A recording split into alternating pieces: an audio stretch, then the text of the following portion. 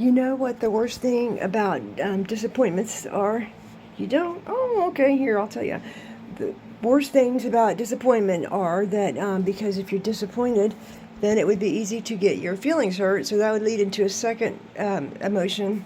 So then once your feelings is hurt, you don't know how long they'll be hurt. Like sometimes if you have a headache, that's a physical thing.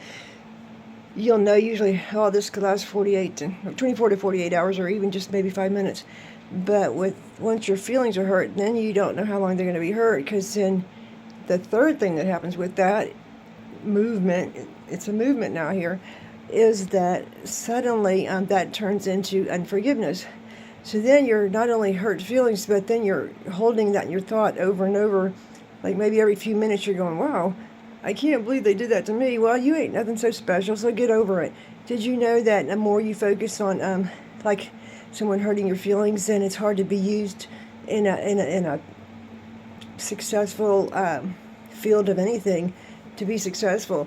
Like, you got to know what you stand for and your convictions. And even when I knew that I was going to be ridiculed and mocked and laughed at when I was in 2014 saying what we're living now, and we are, and I didn't back down on what everybody else thought about who I believed in and who I knew truth about.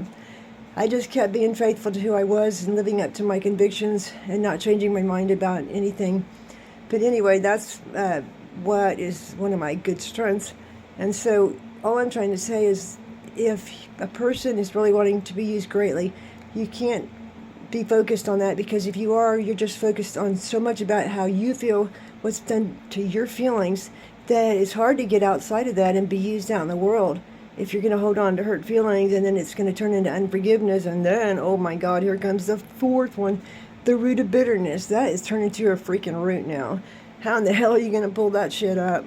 You let it get into hurt feelings, unforgiveness, resentments. I forgot that one. We're on the fourth one.